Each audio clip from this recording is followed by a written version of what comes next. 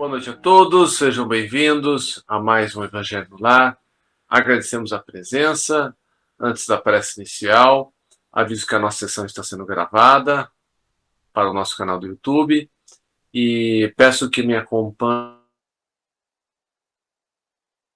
acompanhem na leitura do livro Agenda Cristã.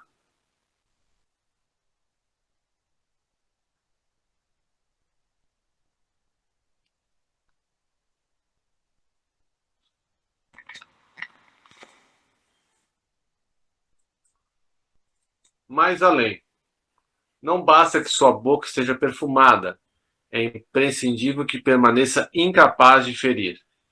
É importante que suas mãos se mostrem limpas. É essencial, no entanto, verificar o que fazem. Bons ouvidos são certamente um tesouro. A justiça divina, porém, desejará saber como você ouve. Excelente visão é qualidade louvável. Todavia, é interessante notar como você está vendo a vida. Possuir saúde física é reter valioso dom, mas é necessário considerar o que você faz do corpo sadio. Raciocínio claro é virtude. Entretanto, é imperioso observar em que zona mental está você raciocinando. Bela imaginação é trazer consigo um maravilhoso castelo.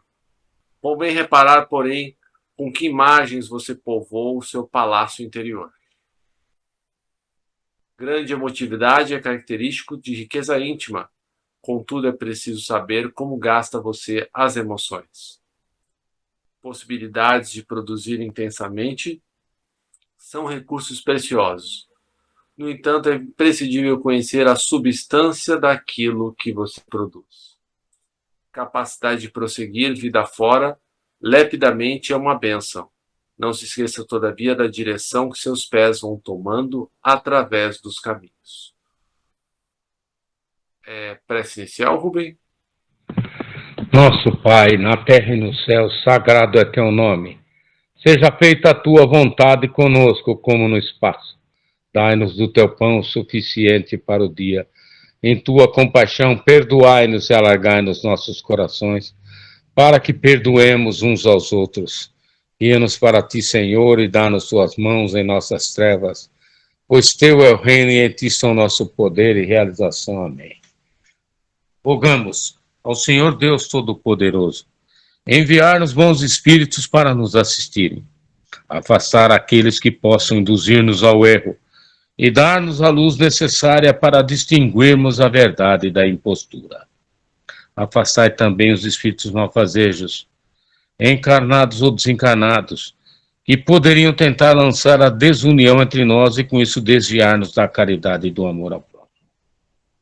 Se alguns procurarem penetrar nesse recinto, fazei que não encontrem acesso em nossos corações. Bons Espíritos, que vos dignais vir instruir-nos, tornar-nos dóceis aos vossos conselhos, afastai-nos de todo pensamento egoísta, de orgulho, de inveja e de ciúmes. Inspira-nos a indulgência e a benevolência para com nossos semelhantes presentes ou ausentes, amigos ou inimigos. Fazei, enfim, que pelos seus animarem, possamos reconhecer a vossa salutar influência.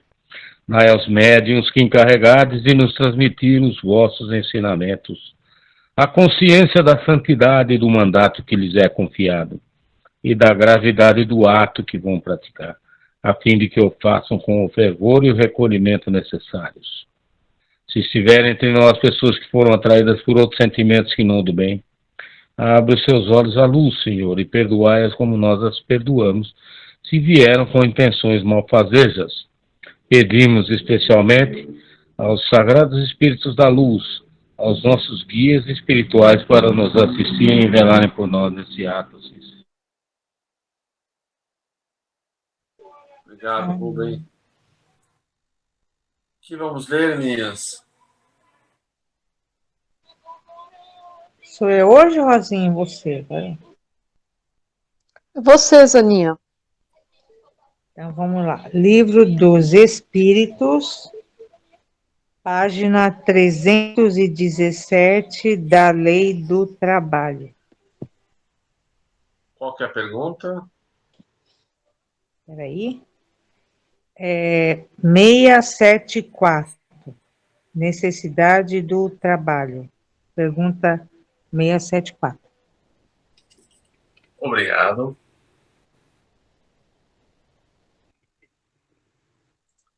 Livro dos Espíritos. Da Lei do Trabalho.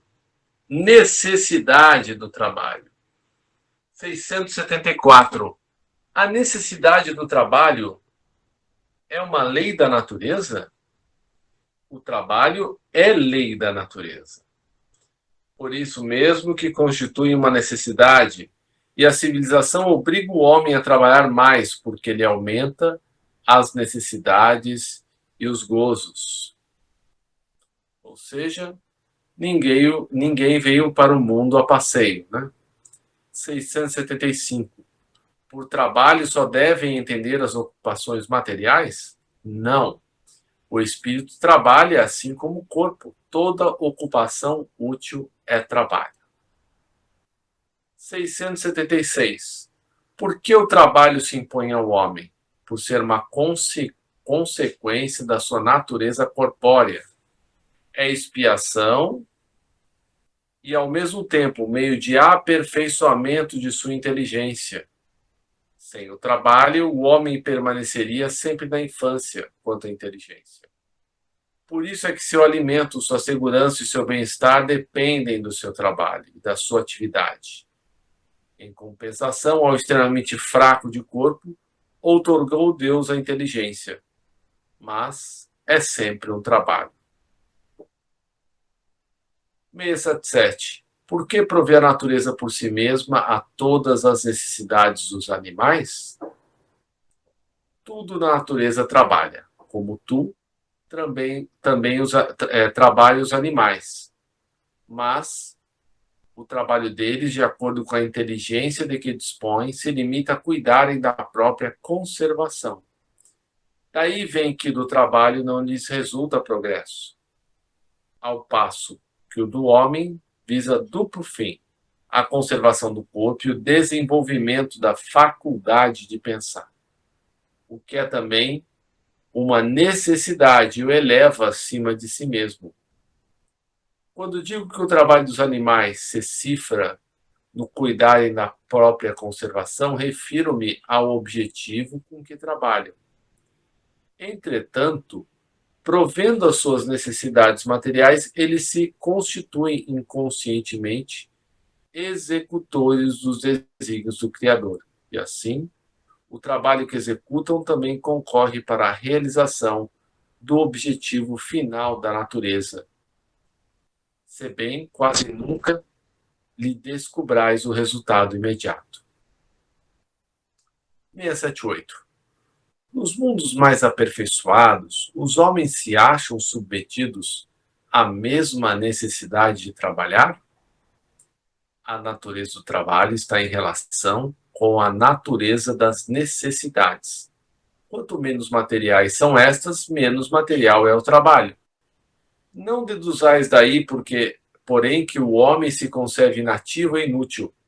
A ociosidade seria um suplício em vez de ser um benefício.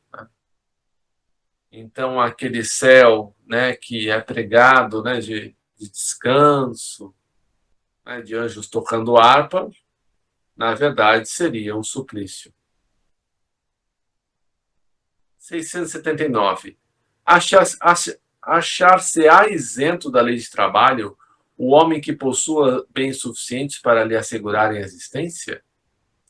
Do trabalho material, talvez, não porém da obrigação de tornar-se útil, conforme os meios de que disponha, nem de aperfeiçoar a sua inteligência ou a dos outros, o que também é trabalho. A quem Deus facultou a posse de bens suficientes, a lhe garantir a existência, não está, é certo, constrangido a alimentar-se com o suor do seu rosto, mas tanto maior lhe é a obrigação de ser útil aos seus semelhantes. Quanto mais ocasiões de praticar o bem lhe proporciona o adiantamento que lhe foi feito, ou seja, todo recurso que nos cai nas mãos, né, ainda mais aqueles que sobram, deveríamos colocar uma finalidade útil. 680. Não há homens que se encontram impossibilitados de trabalhar o que quer que seja e cuja existência é, portanto, inútil?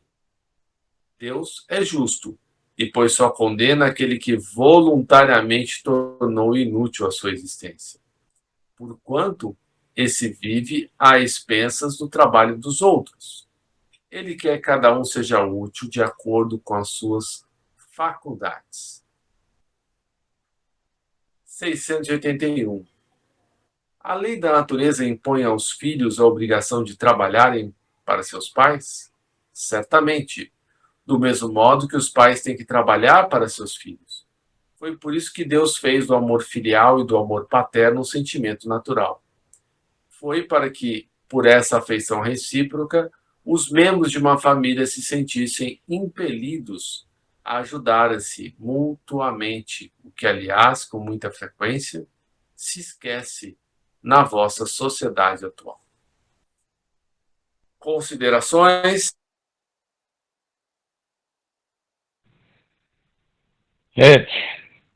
Como nós já dissemos anteriormente, né? O trabalho é imprescindível para o ser humano. Sem o trabalho, nós viveríamos uma ociosidade tremenda, não haveria evolução, não haveria progresso, né? Aí, como disse Voltaire, o trabalho pode ser um grande benefício para o homem, pois pode livrá-lo de 3 grandes males: o tédio, o vício e a fome. E também há uma outra consideração que a gente pode falar sobre o trabalho, quando ele é gratificante para o ser humano, né? Quando ele é um prazer, a vida é uma alegria. Mas quando o trabalho é um dever, a vida pode se tornar uma escravidão. Então, nós temos que tomar muito cuidado com o que temos, com o que dispomos, né? E a forma com que colocamos diante dos nossos irmãos, né, a possibilidade de fornecer um trabalho, de dar um trabalho, que é uma virtude imprescindível para aqueles que são abastados, né? Também um dever, né? Um dever maior que aqueles menos favorecidos, né? Quanto mais o indivíduo tiver de haveres, mais responsabilidade, né, com seus semelhantes e com Deus, né, com Jesus. Obrigado. Mais alguém gostaria de falar alguma coisa? Não, Fred. Vou ler mais um pouco. Limite do trabalho, repouso. 682. Sendo uma necessidade para todo aquele que trabalha, o repouso não é também uma lei da natureza? Sem dúvida. O repouso serve para a reparação das forças do corpo e também é necessário para dar um pouco mais de liberdade à inteligência, a fim de que se eleve acima da matéria. 683. Qual o limite do trabalho? O das forças. Em suma, a esse respeito, Deus deixa inteiramente livre o homem. 684. Que se deve pensar dos que abusam da sua autoridade, impondo a seus inferiores excessivo trabalho? Essa é uma das piores ações. Todo aquele que tem o poder de mandar é responsável pelo excesso de trabalho que imponha a seus inferiores, porquanto, assim fazendo, transgride a lei de Deus.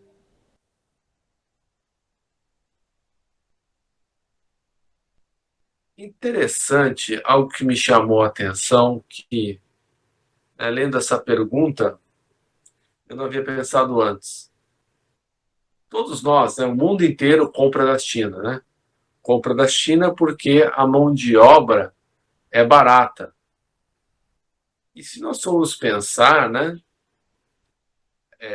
muitos lugares, né, tem uma mão de obra assim quase escrava, né, trabalhando excessivas horas, né?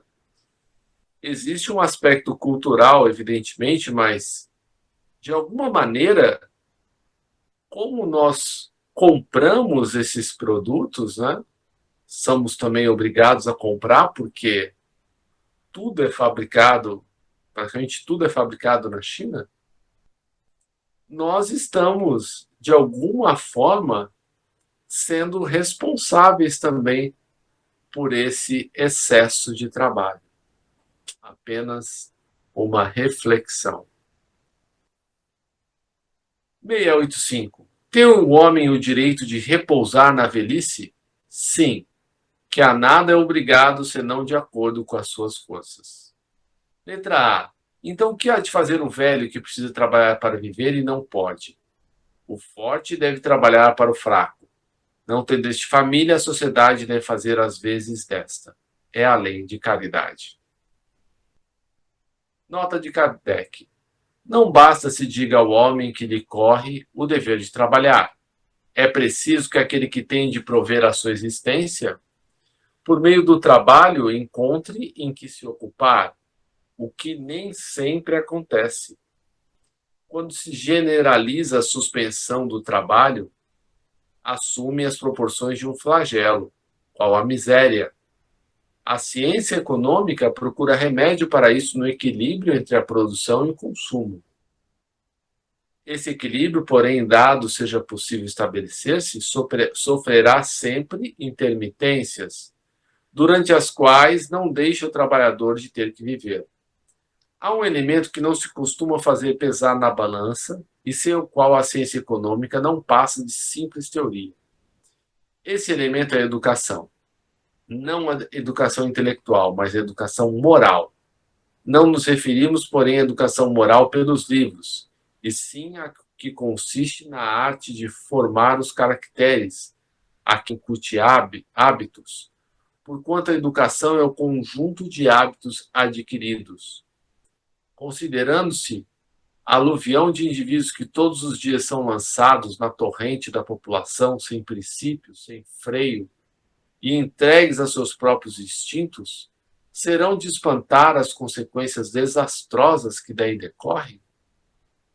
Quando essa arte for conhecida, compreendida e praticada, o homem terá no mundo hábitos de ordem e de previdência para consigo mesmo e para com os seus, de respeito a tudo que é respeitável, hábitos que lhe permitirão atravessar menos penosamente os maus dias inevitáveis.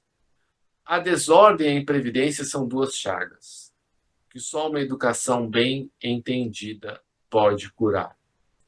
Esse é o ponto de partida, o elemento real do bem-estar, o penhor de segurança de todos.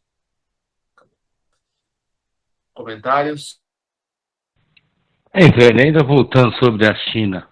Imagine, meus irmãos, alimentar todos os dias 1,4 bilhão de habitantes.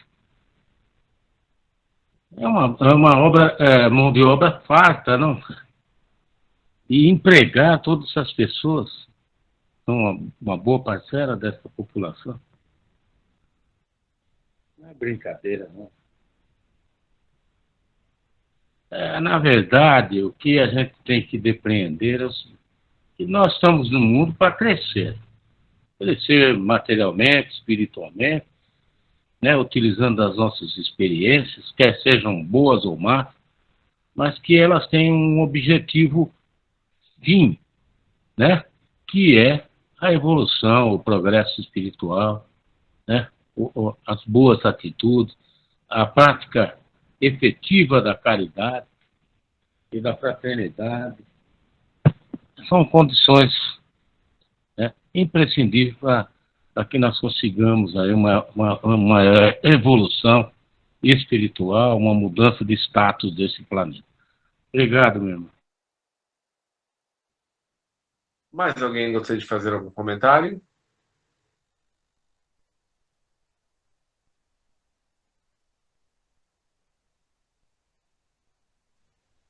Não, Fred. Vamos então passar às vibrações. Vamos agradecer a Jesus por estarmos juntos e unidos em nome dele e pela espiritualidade maior que o representa, que está na casa de cada um de nós, que com muito cuidado, com muito carinho, fez a limpeza dos nossos ambientes domésticos, trazendo aqui aqueles irmãos que necessitam dessas palavras, tanto quanto nós mesmos. E vamos então fazer vibrações para todos aqueles que mais precisam, os nossos irmãos desencarnados em sofrimento. E dentre estes, aqueles que saíram da vida física pela porta do suicídio. Que todos eles recebam as nossas vibrações de paz, de amor, além dos nossos amigos Verena, Gabriele, Juliana, Elias, Alain, Bruno, que todos eles sejam amparados. Vivemos também pelos nossos irmãos encarnados em sofrimento, e dentre estes, aqueles que sofrem com a ideação suicida, com o achaque, com o envolvimento de seus obsessores, que nada mais são do que os seus inimigos do passado, aqueles que sofreram traições, aqueles que sofreram tantas coisas perversas que aquele que está hoje na carne não se lembra. É aquela coisa, né? Quem bate esquece, mas quem apanha se lembra. Esses irmãos que apanharam, né, esses irmãos que não conseguiram perdoar, sejam amparados juntos com os encarnados, para que possa ser restabelecida a harmonia com o perdão. E que agora cada um de nós possa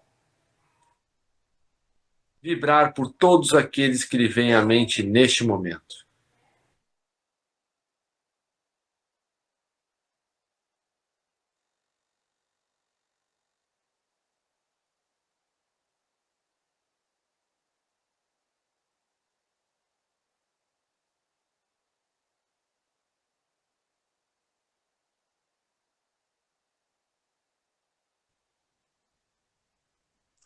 E que possamos, nesse momento, pedir a manifestação das coisas justas de que necessitamos, do amparo material, moral e espiritual que precisamos, lembrando que devemos saber pedir, devemos pedir com sabedoria, para que Jesus, que é a espiritualidade maior, só nos conceda os desejos e as aspirações, ainda que justas, que forem para o nosso bem.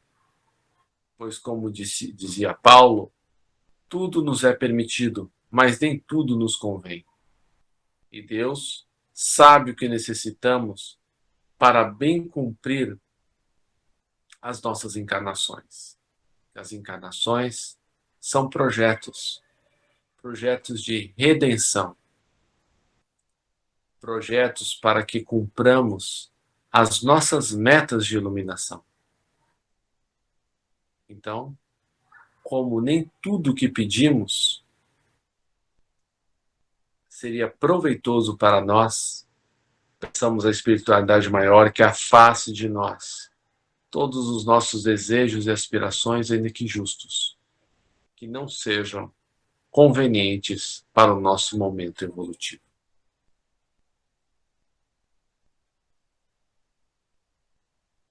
Vibremos pelos nossos governantes, que todos esses homens e mulheres sejam intuídos pelo alto para restabelecer e manter a paz no planeta, fazendo o melhor que podem pelos que mais precisam.